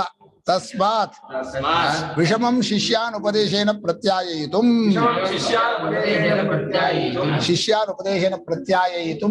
ವಿಷಮಂ. ಶಿಷ್ಯರಿಗೆ ಹೇಗಾರು ಹೇಳ್ಕೊಡ್ಬೇಕು ಅಂದ್ರೆ ಬಹಳ ಸಂಕಟ. ವಿಷಮ ಅಂದ್ರೆ ದುರ್ಗಮ. ಇದು ಶಿಷ್ಯರ ಮನಸ್ಸಿನಲ್ಲಿ ಅನುಭವ ಬರೋ ಹಾಗೆ ಹೇಳ್ಕೊಡೋದು ಇದೆಯಲ್ಲ, ಗುರುಗಳಿಗೆ ಬಹಳ ಕಷ್ಟ. ಇತಿ ಉಪದೇಶೇ ತದರ್ಥ ಗ್ರಹಣೆ ಚ. ಆ ಇತಿ ಅನ್ನೋದು ಇಷ್ಟೆಲ್ಲ ಹೇಳಿದ ಉದ್ದೇಶ ಏನಪ್ಪಾ ಅಂದ್ರೆ, ಉಪದೇಶದಲ್ಲೂ ಅದನ್ನು ತಿಳ್ಕೊಳ್ಳೋದ್ರಲ್ಲೂ ಯತ್ನಾತಿಶಯ ಕರ್ತವ್ಯತಾಂ ದರ್ಶಯತಿ. ತುಂಬಾ ಪ್ರಯತ್ನ ಮಾಡಬೇಕು, ತುಂಬಾ ಸಾಧನೆ ಇರಬೇಕು, ತುಂಬಾ ಅದಕ್ಕೋಸ್ಕರ ಕೂತ್ಕೋಬೇಕು, ತುಂಬಾ ಏಕಾಗ್ರತೆ ಬೇಕು, ಹೊರಗಿನ ವಿಷಯವನ್ನೆಲ್ಲ ಬಿಡಬೇಕು. ಅದು ತಿಳ್ಕೊಳ್ಳೋಕೆ ಭಗವಂತನೂ ಅನುಗ್ರಹ ಮಾಡ್ತಾನೆ, ಗುರುಗಳು ಅನುಗ್ರಹ ಮಾಡ್ತಾರೆ. ಆದ್ರೆ ತಿಳ್ಕೊಳ್ಳೋ ಅವನೇ ಹೋಗ್ಬೇಕು. ಪಂಡಿತೋ ಮೇಧಾವಿ ಗಂಧಾರಾನೇ ಸಂಬಂಧ ಅಂತ ತಾನೇ ಹೋಗ್ಬೇಕು. ನಮ್ಮ ಇದು ಕನ್ನಡ ಹೇಳ್ತಾರೆ, ತಾನು ಸಾಯ್ಬೇಕು ಸ್ವರ್ಗ, ತಾನೂನು ಸಾಯ್ಬೇಕಂತೆ, ಆವಾಗ ಸ್ವರ್ಗ ಸಿಗತ್ತೆ. ಅದ್ರ ಎರಡರ್ಥ. ಸ್ವರ್ಗಕ್ಕೆ ಯಾರೋ ಹೋದ್ರೆ ಇವನು ಸ್ವರ್ಗ ಸಿಗಲ್ಲ, ತಾನೇ ಸತ್ತು ಹೋಗ್ಬೇಕು ಅಂತ. ಇನ್ನೊಂದು ನಾನು ಸಾಯ್ಬೇಕು, ಸ್ವರೂಪಕ್ಕೆ ಸೇರ್ಬೇಕು, ಇನ್ ಬೇರೆ ದಾರಿ ಇಲ್ಲ. ನಾನು ಇಟ್ಕೊಂಡು ನಾನು ಹೋಗ್ತೀನಿ ಸ್ವರೂಪಕ್ಕೆ, ಬಾಗಿಲು ಹಾಕ್ಬಿಡ್ತಾರೆ. ಹೋಗ್ ಹೊರಗಡೆಗೆ, ನಾನು ತಗೊಂಡ್ ಬಂದಿದೀಯಾ ವಿಷಾನ, ಹೊರಗೋಗು. ಹೀಗೆ ಉಪದೇಶ ಮಾಡುವುದರಲ್ಲೂ ಅದ ಅರ್ಥವನ್ನು ತಿಳಿಸ್ಕೊಳ್ಳೋದ್ರಲ್ಲೂ ಯತ್ನಾತಿಶಯ ಕರ್ತವ್ಯತಾಂ ದರ್ಶೀತಿ ಅನ್ನೋದ್ರಲ್ಲಿ ಸಕಲ ಪ್ರಯತ್ನವನ್ನು ಮಾಡಬೇಕು. ನಿಮ್ಗೆ ಎಲ್ಲ ಸರ್ವಶಕ್ತಿ, ನಿಮ್ಗೆ ಏನೇನು ಟೈಮ್ ಇದೆ, ಏನೇನು ಬುದ್ಧಿ ಇದೆ, ಏನೇನು ಬಲ ಇದೆ, ಎಲ್ಲ ಇದಕ್ಕೆ ಬಳಸ್ಕೊಡ್ರಿ. ಉಪದೇಶ ಗ್ರಹಣ, ಉಪದೇಶ ಕರಣ, ಉಪದೇಶ ತದರ್ಥ ಗ್ರಹಣೆ ಚ ಯತ್ನಾತಿಶಯ ಕರ್ತವ್ಯತಾಂ ದರ್ಶಯತಿ. ನ ವಿದ್ಮೋ ನ ವಿಜಾನೀಮೋ ಯಥೈತನಿಷ್ಯಾದಿತಿ ಅತ್ಯಂತಮೇವ ಉಪದೇಶ ಪ್ರಕಾರ ಪ್ರತ್ಯಾಖ್ಯಾನೆ ಪ್ರಾಪ್ತೆ ತದಪವಾದೋಯಂ ಉಚ್ಯತೆ. ಆಯ್ತು, ಗೊತ್ತೇ ಆಗಲ್ಲ, ತಿಳಿಸೋಕ್ಕಾಗಲ್ಲ, ಇದು ಹೇಗೆ ಹೇಳ್ಕೊಡೋದು? ಗುರುಗಳು ತೊಳಲಾಟ ಹೇಳ್ಬಿಟ್ರಲ್ಲ, ಇವ್ರು ಬಂದ್ಬಿಟ್ರಲ್ಲಪ್ಪ, ಇವರು ಆಯ್ತು ಏನಾದ್ರು ಮಾಡ್ಬೇಕು ತಪ್ಪಿಸ್ಕೊಳಕ್ಕೆ, ಅಲ್ಲಿ ಹೋಗ್ರಿ ಅಂತ ಕಳಿಸ್ಬೇಕು, ಅವ್ರು ಹೇಳ್ಕೊಡ್ತಾರೆ ಅಂತ ಹೇಳ್ಬೇಕು. ತಪ್ಪಿಸ್ಕೊಳ್ಳೋ ದಾರಿನ ಬಹಳ ಚೆನ್ನಾಗಿ ಕಲ್ತಿರ್ತಾರೆ ಯಾರೋ ಗುರುಗಳು. ಅಲ್ಲ, ಅಷ್ಟು ವರ್ಷ ಜೊತೆಯಲ್ಲಿದ್ದ ಅರ್ಜುನನೇ ಶಿಷ್ಯಸ್ಥೆ ಅಂತ ಹೇಳೋರಿಗೂ ಹೇಳ್ಕೊಡ್ಲಿಲ್ಲ ಅಂದ್ರೆ ಇನ್ ಬಾಕಿಯವ್ರು ಯಾವ ಲೆಕ್ಕ ಅಲ್ವಾ? ಬಹಳ ಚೆನ್ನಾಗಿ ತಪ್ಪಿಸ್ಕೋತಾರೆ.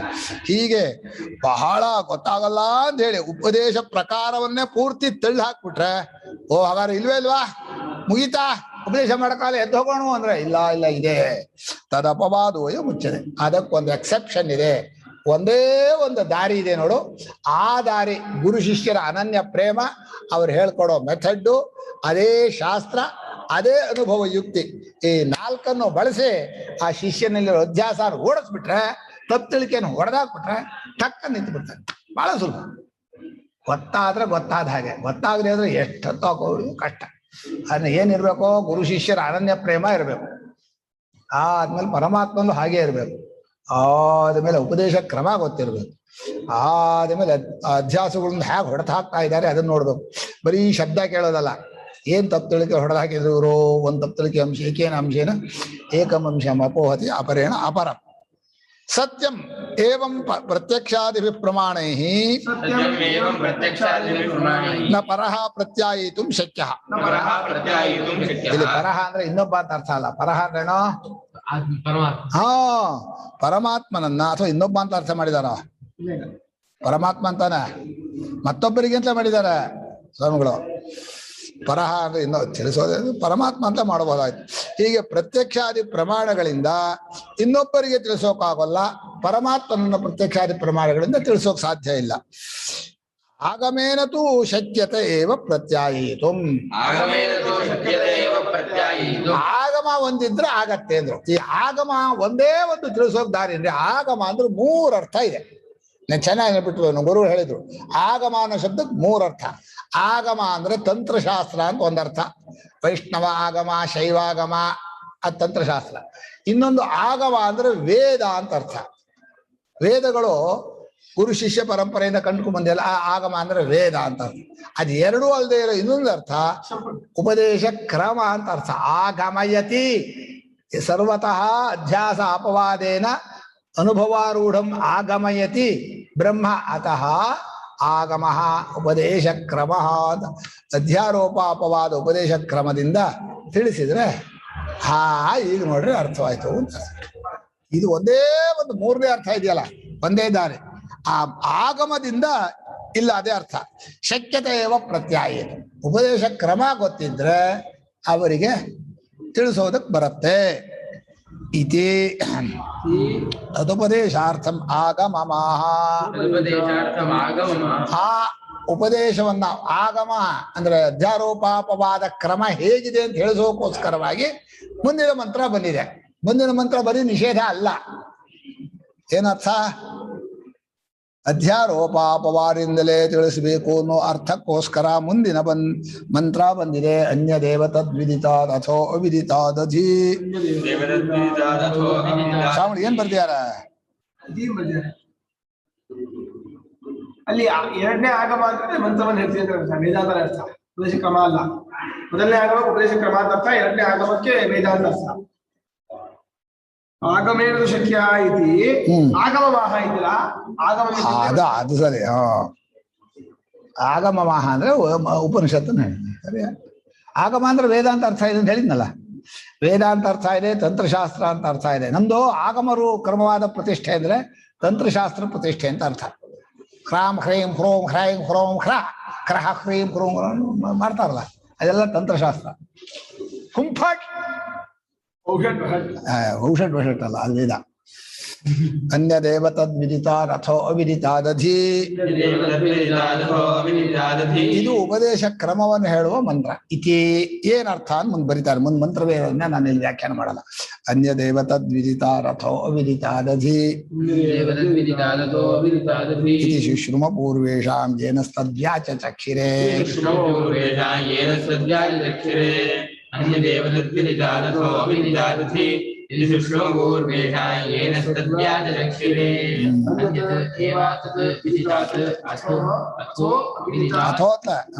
ಅಥೋ ಅವಿದಿತಾತ್ ಅಧಿ ಇತಿ ಶುಶ್ರುಮ ಪೂರ್ವೇಷಾಂ ಯೇನ ತದ್ ವ್ಯಾಜರಕ್ಷಿರೇ. ತಿಳಿದದ್ದು ಅನ್ನೋದು ಆತ್ಮನಲ್ಲಿ ತಪ್ಪಾಗಿ ಆರೋಪಣೆ ಮಾಡಿದ್ದು, ತಿಳಿದೇ ಇರೋದು ಅನ್ನೋದು ಆತ್ಮನಲ್ಲಿ ತಪ್ಪಾಗಿ ಆರೋಪಣೆ ಮಾಡಿದ್ದು. ಒಂದರ್ಥದಲ್ಲಿ ತಿಳಿದದ್ದು ಅಂದ್ರೆ ವ್ಯಾಕೃತ ಪ್ರಪಂಚ, ತಿಳಿದೇ ಇರೋದು ಅನ್ನೋದು ಅವ್ಯಾಕೃತ ಪ್ರಪಂಚ. ಎರಡೂ ಆತ್ಮನಲ್ಲಿ ಆರೋಪಿತವಾದಂತಹ ಕಲ್ಪಿತವಾದ ರೂಪಗಳು. ಅದು ಶಾಸ್ತ್ರ ಕಲ್ಪಿತ ಅಂತ ಆಗ್ಬಹುದು, ಅಧ್ಯಾಸಿ ಕಲ್ಪಿತ ಅಂತ ಬೇಕಾದ್ರೂ ಹೇಳ್ಬೋದು. ಅಧ್ಯಾಸಿ ಅಂದ್ರೆ ಅಧ್ಯಾಸ ಮಾಡೋನು. ಅಧ್ಯಾಸ ಮಾಡುವನು ಬ್ರಹ್ಮದಲ್ಲಿ ಕಲ್ಪನೆ ಮಾಡಿದ್ದನ್ನು ತೆಗೆದುಹಾಕ್ಬೇಕು, ಶಾಸ್ತ್ರ ಉಪದೇಶಕ್ಕೆ ಮಾಡಿದ್ದನ್ನು ತೆಗೆದುಹಾಕ್ಬೇಕು. ಅದಕ್ಕೋಸ್ಕರವಾಗಿ ಅದು ಎರಡಕ್ಕಿಂತ ಬೇರೆ ಅಂತ ಹೇಳೋದೇ ಉಪದೇಶ ಕ್ರಮ ಅಂದ್ರು ಅವರು. ನೀನ್ ಆರೋಪ ಮಾಡಿದ್ದನ್ನು ನಾವು ಅಲ್ಗಳಿತೀವಿ, ನಾವು ಹೇಳ್ಕೊಳೋಕೋಸ್ಕರ ಏನು ಆರೋಪ ಮಾಡಿದ್ವ ಬ್ರಹ್ಮವನ್ನ ಅದನ್ನು ಆಗ ನೀವು ಬ್ರಹ್ಮವನ್ನು ತಿಳಿದಾಗ ಆಯ್ತು. ಈ ರೀತಿ ನಾವು ಹಿನ್ನವರು ಹೇಳ್ಕೊಂಡ್ ಬಂದಿದ್ದಾರೆ, ನಾವೊಬ್ಬರೇ ಅಲ್ಲ. ಇದೇ ಕ್ರಮ ನಾರಾಯಣನಿಂದ ಹಿಡಿದು ಇವತ್ತಿನ ಉಪದೇಶದವರೆಗೂ ಎಲ್ಲರೂ ಒಂದೇ ಒಂದು ಶಂಕರ ಭಾಷೆಯಲ್ಲಿರೋ ಉಪದೇಶ ಕ್ರಮ ಒಂದೇ. ಯಾವುದು? ಅಧ್ಯಾರೋಪ ಅಪವಾದ. ಗುರುಗಳು ಭಾಷ್ಯವನ್ನ ಕಡೆದು ಚೆನ್ನಾಗಿ ಎಲ್ಲರ ಹತ್ರ ಬಯಸ್ಕೊಂಡು ಕೊನೆಗೆ ತಕ್ಕೊಟ್ರು ಅಮೃತವನ್ನ. ಕಾರುಣ್ಯ ರುದ್ಧಧಾರ ಅಮೃತಮಿದ ಮಮರೈ ದುರ್ಲಭಂ. ಗುರುಗಳು ಮಾಡಿರೋ ತಪಸ್ಸಿದೆಯಲ್ಲ, ಆ ವೇದಾಂತ ಪ್ರಕ್ರಿಯಾ ಪ್ರತ್ಯಭಿಜ್ಞ, ಅದು ಎಂಥದ್ದು! ಏನವರಿಗೆ ಆ ಬುದ್ಧಿಶಕ್ತಿ ಏನು, ಆ ನಿಷ್ಠೆ ಏನು, ಆ ಭಗವದ್ಭಕ್ತಿ ಎಂಥ ಚೆನ್ನಾಗಿ ಹಿಡಿದು ಬಿಟ್ರು ಅಂತ. ಹೀಗಂದ್ರೆ ಹೀಗೆ ಅರ್ಥ ಆಗತ್ತೇನೋ? ಅದರ್ಥ ಅಲ್ಲ, ಹೌದು. ಆದ್ರೆ ಶಬ್ದದ ಅರ್ಥ ಏನೇ ಆಗಲಿ ಶಬ್ದ ಮುಟ್ಟಲ್ಲ. ಶಬ್ದ ಏನ್ ಮಾಡ್ಬೇಕು? ಅಲ್ಲದ್ದನ್ನು ತೆಗಿಬೇಕು. ಏನೇನು ಅಲ್ಲದ್ದನ್ನು ತೆಗಿಯತ್ತೆ ಅಂತ. ಒಂದೊಂದು ಶಬ್ದ ಒಂದೇ ಅರ್ಥ ಅಲ್ಲ, ಆಯ್ತು, 10 ತಪ್ಪರ್ಥಗಳನ್ನ ತೆಗಿಯತ್ತೆ. ಅದನ್ನ ಗುರುಗಳು ತೆಗೆದ ತೋರಿಸ್ತಾರೆ. ಆಮೇಲೆ ಅದನ್ನು ಬರೆದ್ರು, ನಾನಷ್ಟೇ ಅಂತಲ್ಲ, ಇನ್ನೂ ಬುದ್ಧಿವಂತರಾದ್ರು ಇನ್ನೂ ಒಂದಷ್ಟು ಅಧ್ಯಾರೋಪ ಅಪವಾದವನ್ನ ಒಂದೊಂದು ಶಬ್ದದಲ್ಲೂ ಒಂದೊಂದು ವಾಕ್ಯದಲ್ಲೂ ಒಂದೊಂದು ಪ್ರಕ್ರಿಯೆಯಲ್ಲೂ ಹುಡುಕಬಹುದು ಅಂತ ಬರೆದಾರೆ. ಏನ್ ಚೆನ್ನಾಗಿದೆ ಅಂತ ನೀವು ಅದು ಅನುಭವ ಯುಕ್ತಿ ಇದ್ದವರಿಗೆ ಗೊತ್ತಾಗತ್ತೆ, ಇಲ್ಲವರೆ ಗೊತ್ತಾಗಲ್ಲ. ಬಹಳ ಸೂಕ್ಷ್ಮಪ್ಪ. ಅನ್ಯದೇವ ಪೃಥಿಗೇವ ತತ್ ಯತ್ ಪ್ರಕೃತಂ ಶ್ರೋತ್ರಾದೀನಾಂ ಶ್ರೋತ್ರಾದಿ ಇತ್ಯುಕ್ತಂ ಅವಿಷಯಶ್ಚ ತೇಷಾಂ ತತ್ ವಿದಿತಾದ್ ಅನ್ಯದೇವ ಹಿ. ಅದು ಬೇರೆ ಬೇರೆ ಅಂದ್ರೆ ಬೇರೆ ಅಂತ ಅಷ್ಟೇ ಅಲ್ಲ, ಅದಲ್ಲ ಅಂತ. ಏನ್ ಯಾವುದಲ್ಲ? ನೀವು ಈಗ ತಿಳಿದಿದ್ದೀರಲ್ಲ, ಪ್ರಪಂಚ ತಿಳ್ಕೊತಾ ಇದೆಯಲ್ಲ, ಈ ತರ ಇಲ್ಲದೆ ಇರೋದು. ಈ ನಿಮ್ಮ ಒಳಗಿರೋ ಸ್ವರೂಪ ಸಾಕ್ಷಿ ಇದಾನಲ್ಲ, ಈ ಕಾಣಿಸ್ತಾ ಇದೆಯಲ್ಲ, ಈ ಕಾಣಿಸ್ತಾ ಇರೋ ತರ ಅಲ್ಲ. ಅಲ್ಲ ಅಂದ್ರ ಅಲ್ಲ, ಈ ತರ ಇರೋದಲ್ಲ ಅಂತ ಹೇಳೋ ಕ್ರಮದಲ್ಲೇ ಅವನು ಹೇಳಬೇಕು ಅಂತ ಅರ್ಥ. ಹಾಗಂದ್ರೆ ಯಾವ ಸ್ವರೂಪದಲ್ಲಿ ನೀವು ಇದನ್ನೆಲ್ಲ ಆರೋಪ ಮಾಡಿದೀವೋ ಅದನ್ನ ಅಲ್ಲ ಅಂತ ಹೇಳೋ ಕ್ರಮ ಒಂದೇ ನಮ್ಗೆ ಇರೋದು. ಈಗ ದೃಶ್ಯ ಅಂತ ನೀವು ನಮ್ಗೆ ದೃಶ್ಯವಾದ್ರೆ ಒಪ್ಕೋತೀವಿ ಅಂದ್ರು ನೀವು, ಅಲ್ಲ. ದೃಶ್ಯ ಕಂಡು ಬಿಟ್ರೆ ಹೋಗ್ತೀವಿ, ಅಲ್ಲ. ಕಾಣುವಂಥವನ್ ಅಲ್ಲ, ಅವನು ಕಾಣಲ್ಲ. ಎಂಥವ್ ತಡೆ, ಎಂಥವನು ಅಂತ ಹೇಳಲ್ಲ. ನೀನ್ ಏನೇ ಆರೋಪ ಮಾಡ್ತೀಯ ಹೇಳು? ನೀನು ಆತ್ಮನಲ್ಲಿ ಏನೇನು ಒಂದೊಂದು ಆರೋಪ ಮಾಡ್ತೀಯೋ ಅಲ್ಲ ಅಂತೀವಿ. ಹಾಗಾದ್ರೆ ನಮ್ಮ ಆರೋಪನೆಲ್ಲ ಮುಗಿಯತ್ತ ಅಂದ್ರೆ ನೀನು ಮುಗಿಸ್ದೆ ಹೋದ್ರೆ ನಾನು ಮುಗಿಸ್ಕೊಡ್ತೀನಿ. ನಾನು ಎಷ್ಟು ಆರೋಪ ಇದೆ ರಾಶಿ ಗುಡ್ಡೆ ಹಾಕೊಡ್ತೇನೆ. ನೀನ್ ಮಾಡಿರೋ ಆರೋಪವಲ್ಲ, 3 ಅವಸ್ಥೆಗಳು ಇವನೇ ಮಾಡಿರೋದು. ಅದಕ್ಕೆ ಬೇರೆ ಸಾಕ್ಷಿಯಿಂದ ಬೇರೆ, ಇದು ಶಾಸ್ತ್ರ ಆರೋಪ. ಅವಸ್ಥೆಗಳೇ ಇವನ ಆರೋಪ, ಆ ಅವಸ್ಥೆಗೆ ಸಾಕ್ಷಿ ಅಂತ ಶಾಸ್ತ್ರ ಆರೋಪ. ಹೀಗೆ ನೀವು ಮಾಡಿರೋ ಆರೋಪ, ಶಾಸ್ತ್ರ ಹೇಳ್ಕೊಡೋ ಆರೋಪ ಎಲ್ಲರೂ ನೆಗೆಟ್ ಮಾಡ್ತಾನೆ ಹೋಗ್ತಾರೆ. ವ್ಯಾಕೃತವಾದ ಈ ಶ್ರೋತ್ರಾದಿಗಳಿಗೂ ಶ್ರೋತ್ರಾದಿ ಅಂತ ಹೇಳಿದ್ವಲ್ಲ, ಅಲ್ಲೂ ಕೂಡ ಅಧ್ಯಾರೋಪ ಅಪವಾದ ಇದೆ. ಆದ್ರಿಂದ ಅದು ಅವಿಷಯಶ್ಚ ತೇಷಾಂ, ಆ ಶ್ರೋತ್ರಾದಿಗಳಿಗೆ ಕಾಣುವಂತಹದ್ದಲ್ಲ. ಅಂದ್ರೆ ಶ್ರೋತ್ರಾದಿಗಳಿಗೆ ಕಾಣುವಾಗಿದ್ರೆ ಸುಲಭವಾಗಿ ತಿಳ್ಕೊಂಡ್ಬಿಡ್ತಿದ್ವಿ, ಶಾಸ್ತ್ರ ಬೇಕಾಗಿರ್ಲಿಲ್ಲ. ಆದ್ರಿಂದ ಆ ಥರ ಅಲ್ಲ ಅಂತ ಹೇಳಿದ್ದವರು. ಕಣ್ಣಿಗೆ ಕಾಣಿಸೋ ತರ ಅಲ್ಲ. ಬ್ರಹ್ಮ ನನ್ನ ಕಣ್ಣು ಮುಂದೆ ನಿಂತು ಬಿಟ್ಟಿದ್ರೆ, ಹೌದೌದು ನೀನ್ ಹೇಳಿದಾಗ ಕೇಳ್ಬಿಟ್ಟಿದ್ರೆ ಬ್ರಹ್ಮ ಇವನು ಇದೇ ಸಿಗ್ನೇಚರ್ ಮಾಡ್ಬಿಡ್ತಿದ್ದಂತೆ. ಇವನ್ ಸಿಗ್ನೇಚರ್ ಮಾಡದೆ ಹೋದ್ರೆ ಬ್ರಹ್ಮ ಇರು. ಏನ್ ಜನರ ಆ ಅಹಂಕಾರ ಎಷ್ಟಿದೆ ಅಂದ್ರೆ, ನನ್ ಕಣ್ಣು ದೇವರೇ ನಾನಾಗಿದ್ರೆ ಅವನ್ ಹೇಗೆ ಸೃಷ್ಟಿ ಮಾಡ್ಕೊಳ್ಬೇಕು ಅಂತ ಹೇಳ್ಕೊಡ್ತಾ ಇದ್ದಂತೆ ಇವರು. ಅದ್ ಏನ ನಾಸ್ತಿಕವಾದದ ಆ ವಿಷಯ ಬೇರೆ ಅಲ್ಲ. ಅವ್ರ ಆಕ್ಷೇಪಣೆ ಮಾಡೋರು ದೇವರು ಇಲ್ಲ, ದೇವರನ್ನ ಒಪ್ಪಬಾರದು, ದೇವ್ರನ್ನ ಒಪ್ಪೋರು ಪುಕ್ಕುಲರು, ಅದೆಲ್ಲ ಆರೋಪ ಇದೆ. ಹುಚ್ಚು. ಅವಿಷಯಶ್ಚ ತೇಷಾಂ, ಯಾವ ಇಂದ್ರಿಯಕ್ಕೂ ಕಾಣದೇ ಇರುವಂಥದ್ದು ಅಂತಲೇ ಉಪದೇಶ ಮಾಡಬೇಕು. ತದ್ ವಿದಿತಾ ಧನ್ಯ ದೇವ, ಅದು ಈಗ ತಿಳಿದದ್ದೇನಿದೆ ಅಂತ ನೀವು ಆರೋಪ ಮಾಡ್ತಾ ಇದೀಯಾ, ತಿಳಿದಂತಹ ನಾಮರೂಪಗಳಾಗ್ಲಿ ಪ್ರಪಂಚವಾಗ್ಲಿ ಅದು ಸುದಿಲ್ಲ. ವಿದಿತಂ ನಾಮ ಯದ್ ವಿಧಿಕ್ರಿಯಾ ಅತಿಶಯೇನ ಆಪ್ತಂ ವಿಧಿಕ್ರಿಯಾ ಕರ್ಮಭೂತಂ. ವಿದಿತ ಅನ್ನೋ ಶಬ್ದಕ್ಕೆ ವಿಧ ಜ್ಞಾನ ಎಂಬ ಕ್ರಿಯೆ ಇದೆಯಲ್ಲ, ಅರಿಯುವುದು ತಿಳಿಯುವುದು ಅನ್ನೋ ಕ್ರಿಯೆ ಯಾವುದು ಅತಿಶಯವಾಗಿ ಹೋಗಿ ಮುಟ್ಟತ್ತೋ ಕರ್ಮಣ ಅಲ್ಲ ಕ್ರಿಯೆ ಅದರ ಕರ್ತೃ ಇಪ್ಸಿತತಮಂ ಕರ್ಮ. ಕರ್ತೃವು ತನ್ನ ಅರಿವು ಎಂಬ ಕ್ರಿಯೆಯಿಂದ ಯಾವ್ಯಾವುದನ್ನು ಮುಟ್ತಾನೋ ಅದೆಲ್ಲವೂ ವಿದಿತ. ಅಂದ್ರೆ ನನ್ನ ಅರಿವಿಗೆ ಗೋಚರವಾದದ್ದೆಲ್ಲವೂ ವಿದಿತ ಅಂತ ಅಧ್ಯಾರೋಪ. ಅರಿವಿದೆ, ಹಿಂಗೆ ಕಾಣಿಸ್ತಾ ಇರೋದು ಇದೆ ಅಂತ ಇಟ್ಕೊಂಡು ಅದಲ್ಲ ನಿಷೇಧ ಮಾಡ್ಬೇಕಾಗಿದೆ. ಅತಿಶಯೇನ ಆಪ್ತಂ ವಿಧಿಕ್ರಿಯಾ ಕರ್ಮಭೂತ, ಅದೇ ವಿಧಿಕ್ರಿಯೆ ಕರ್ಮವಾದದ್ದು. ಕ್ವಚಿತ್ ಕಿಂಚಿತ್ ಕಸ್ಯಚಿತ್ ವಿದಿತಂ ಸ್ಯಾತ್. ಎಲ್ಲೋ ಒಂದ್ ಕಡೆ ಯಾರೋ ಒಬ್ಬನಿಗೆ ಏನೋ ಒಂದ್ ತಿಳಿದದ್ದಾಗಿರ್ಬೋದು ಅಂತ, ನಮ್ಗೆ ಪ್ರಪಂಚವೆಲ್ಲ ತಿಳಿದದ್ದಾಗಿಲ್ಲ ಅಂತ ಹೇಳ್ಬಿಟ್ರೆ ಇವನು ಏನ್ ಮಾಡ್ಬೇಕು, ವಿದಿತವನ್ನ ದೊಡ್ಡ ರಾಶಿ ಮಾಡ್ಬೇಕು. ನನ್ ವಿದಿತ ಅಂದ್ರೆ ಇಷ್ಟೇ, ಪುಟಾಣಿ ಮನೆ ಅಷ್ಟೇ ನಂಗೆ ಕಾಣೋದು ಅಂದ್ರೆ ಹಾಗಲ್ಲ. ಎಲ್ಲಾಗಲಿ ಯಾರಿಗಾಗಲಿ ಏನಾಗಲಿ ತಿಳಿದದ್ದೆಲ್ಲವೂ ವಿದಿತವೇ. ಕಿಂಚಿತ್ ಕಸ್ಯಚಿತ್ ಅನ್ನೋದು ಭಾಷ್ಯಕಾರರು ಬರೆದ ಅರ್ಥ ಏನು ಅಂದ್ರೆ, ನಿಮಗೆ ನೀವು ತಿಳಿದದ್ದನ್ನು ಗುಡ್ಡು ಹಾಕೋಕ್ ಬರಲ್ಲ, ಶಂಕರಾಚಾರ್ಯ ಬರಬೇಕು. ಅಸ್ಯ ಜಗತೋ ನಾಮರೂಪಾಭ್ಯಾಂ ವ್ಯಾಕೃತಸ್ಯ ಅನೇಕ ಕರ್ತೃಭೋಕ್ತ ಸಂಯುಕ್ತಸ್ಯ ಪ್ರತಿನಿಯತ ದೇಶಕಾಲ ನಿಮಿತ್ತ ಕ್ರಿಯಾಫಲಾಶ್ರಯಸ್ಯ ಮನಸಾತ್ಯ ಚಿಂತ್ಯ ರಚನಾರೂಪಸ್ಯ ಅಸ್ಯ ಪ್ರಪಂಚಸ್ಯ ಕಸ್ಯಚಿದಪಿ ಇಂದ್ರಿಯೈಃ ಕೇನಚಿದಪಿ ಇಂದ್ರಿಯೇಣ ಅಗೃಹ್ಯಮಾಣಸ್ಯ ಪ್ರಪಂಚಸ್ಯ. ಯಾವ ಇಂದ್ರಿಯಕ್ಕೂ ಸಿಗದೇ ಇರೋದು ಅಂಥ ಪ್ರಪಂಚಕ್ಕೆ, ಕಾಣದೇ ಇರೋ ಪ್ರಪಂಚಕ್ಕೆ ಕಾರಣ ಆಗಿರೋ ಕಾಣೋದಾಗತ್ತಲ್ಲ ಹೇಳಪ್ಪ. ಕಾಣದೇ ಇರೋ ಪ್ರಪಂಚಕ್ಕೆ ಯಾವುದು ಕಾರಣ ಆಗತ್ತೋ ಅದು ಕಾಣೋದಾಗ್ಬೇಕೋ ಕಾಣದೇ ಇರೋದಾಗ್ಬೇಕೋ ಪ್ರಶ್ನೆ. ಕೇಳೋ ಪ್ರಶ್ನೆ ತಪ್ಪಾಗಿ ಹೇಳ್ಬಿಟ್ರೆ, ಪ್ರಪಂಚ ಅನ್ನೋ ಶಬ್ದವನ್ನ ನೀವು ಅರ್ಥ ಮಾಡ್ಕೊಂಡಿದ್ದೇ ಶಂಕರರಿಂದ. ನೀವು ಪ್ರಪಂಚ ಈ ಕೂಪಮಂಡೂಕ ಪ್ರಪಂಚ ಬೇಡ, ನಿಜವಾದ ಪ್ರಪಂಚ ಹೇಳ್ಬೇಕು. ಅವಸ್ಥಾ ಶಬ್ದ ಅಲ್ಲಪ್ಪ, ನೀವು ಆರೋಪ ಮಾಡಿ ಇದೆಯಲ್ಲ, ಕಾಣದೇ ಇಲ್ಲ, ನಾವು ಕಾಣೋದು ನೀವು ನಮ್ ಕಡೆಯಿಂದ ಹೇಳಿದ್ರೆ ಕಾಣೋದು ಅಲ್ಲ. ಕಾಣೋದು ಇಲ್ಲೇ ಕಾಣೋದು ಅಂದ್ರೆ ಅವಯವಶ ಅಲ್ಲ. ಈಗ ಅವಸ್ಥೆ ನೋಡೋ ಹಾಗೆ ಒಟ್ಟಿಗೆ ನೋಡ್ಬೇಕು. ಅವಸ್ಥೆ ನೋಡ್ತೀಯಾ ಇಂದ್ರಿಯದಿಂದ?